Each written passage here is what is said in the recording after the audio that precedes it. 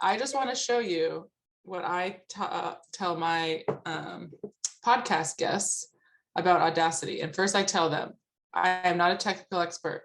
I know very, very little about anything besides what Ted has taught me. But following what Ted has taught me, who's our podcast producer, I am able to also share this with my podcast guests, and I make it pretty easy. So I'm going to open Audacity.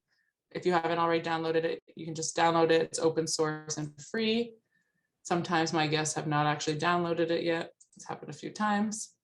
I'm going to minimize it so you guys can see it probably a little bit better, hopefully, without.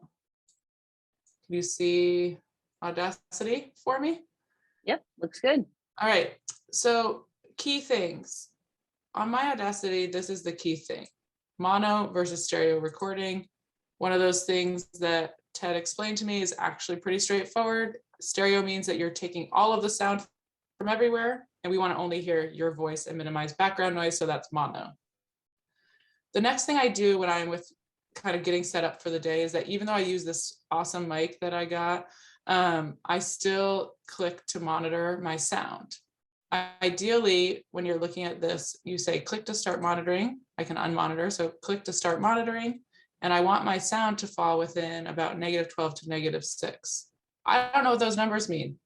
I don't question those numbers. I just trust those numbers, and it seems to work out, right? So just aim for that.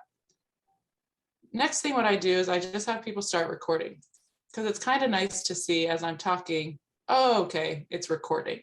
That's all you really need to do. Once you're recording, you're not going to stop recording. Even if you say, oh my gosh, I totally effed up that, I want to rephrase it, you keep the recording going, and we'll take care of that. /Ted will take care of that for us. So we just keep that recording in the background, and that's all you need to do. The other thing I recommend is keep it somewhere in sight so that you don't have anxiety about if your recording's happening or not. So you might be looking at Zoom, you might be looking at your notes for the call, and you got to keep that in the side view of your eye just to say like, oh yeah, it's still recording.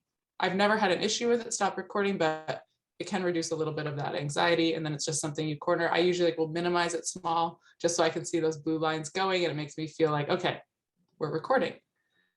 The next thing I do with my guests is explain how Ted explained it to us, that if you think about movies that are old and you see that little arm in a movie where they kind of go and it starts, all they're doing is signaling for the visual when to align the audio. And it's like, as soon as Ted said that, I was like, oh my God, that makes so much sense.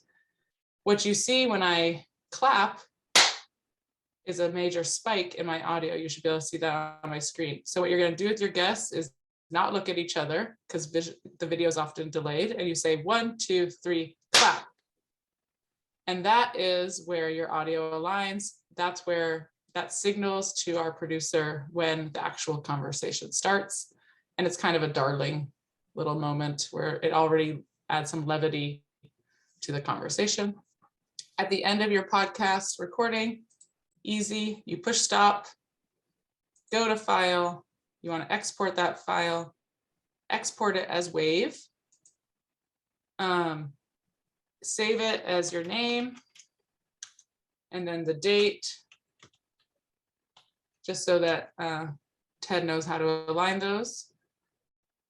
When you go to save, it pops up this other window. Can you see this other window with meta tags? Yeah. Mm-hmm. Yep, I ignore all of that. Looks complicated. Just ignore it. Never been told to do it, and push OK. And that's all you need to do. Thank you for coming to my tutorial about something I know very little about.